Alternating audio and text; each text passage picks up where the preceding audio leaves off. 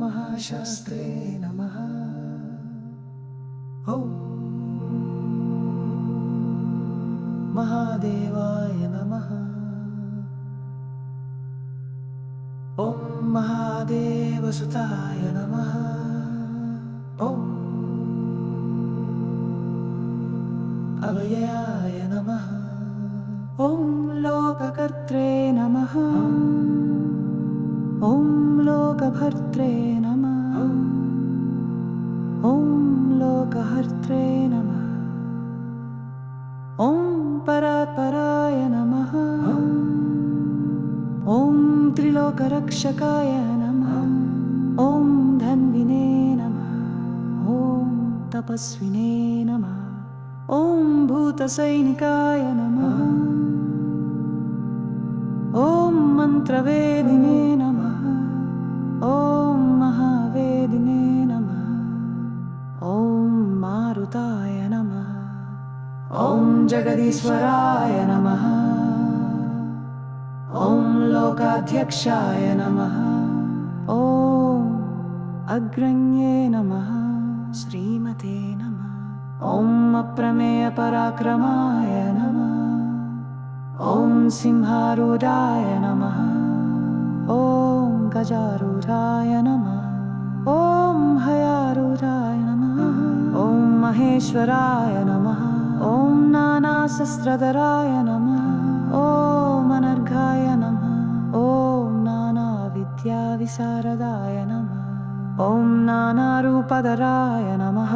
ॐ वीराय नमः। ॐ नानाप्राणिनिषेविताय नमः। ॐ भूतेशाय नमः। ॐ भूतिदाय नमः। ॐ भृत्याय नमः। ॐ भुजङ्गाभरणोत्तमाय नमः। ॐ इक्षुधन्विने नमः। ॐ पुष्पबाणाय नमः। ॐ महारूपाय नमः। ॐ महाप्रभवे नमः। ॐ मायादेवीसुताय नमः। ॐ मान्याय नमः। ॐ महानीताय नमः। ॐ महागुणाय नमः। ॐ महाशैवाय नमः। ॐ महारुद्राय नमः। ॐ वैष्णवाय नमः। ॐ विष्णुपूजकाय नमः। ॐ विघ्नेशाय नमः। ॐ वीरभद्रेशाय नमः। ॐ भैरवाय नमः। ॐ षण्मुखध्रुवाय नमः। ॐ मेरुशृङ्गसमासीनाय नमः। ॐ मुनिसङ्घनिषेविताय नमः। ॐ देवाय नमः। ॐ भद्राय नमः। ॐ जगन्नाथाय नमः। ॐ गणनाथाय नमः। ॐ गणेश्वराय नमः। ॐ महायोगिने नमः। ॐ महामाये नमः। ॐ महाज्ञानिने नमः। ॐ महास्थिराय नमः। ॐ देवशास्त्रे नमः। ॐ भूतशास्त्रे नमः। ॐ भीमहासपराक्रमाय नमः। ॐ नागहाराय नमः।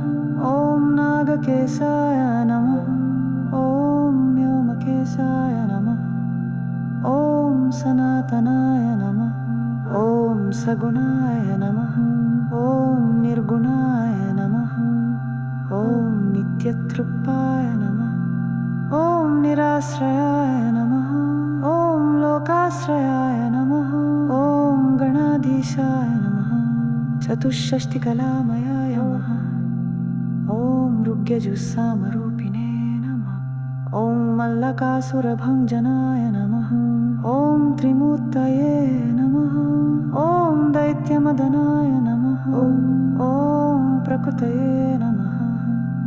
ॐ पुरुषोत्तमाय नमः। ॐ कालज्ञानिने नमः। ॐ महाज्ञानिने नमः। ॐ कामदाय नमः। ॐ कमलेक्षणाय नमः। कल्पवृक्षाय नमः। ॐ कल्पवृक्षाय नमः। ॐ विद्यावृक्षाय नमः। ॐ विभूतिदाय नमः। संसारतापविच्छेत्रे नमः। ॐ पशुलोकभयङ्कराय नमः ॐ रोगहन्त्रे नमः ॐ प्राणदात्रे नमः ॐ परगर्वविभञ्जनाय नमः सर्वशास्त्रतत्त्वज्ञाय नमः ॐ नीतिमते नमः पापभञ्जनाय नमः ॐ पुष्कलापूर्णसंज्ञकाय नमः ॐ परमात्माय नमः सताङ्गतये नमः ॐ अङ्कादिभुजसङ्काचाय नमः ॐ स्वबंहन्याय जाय नमः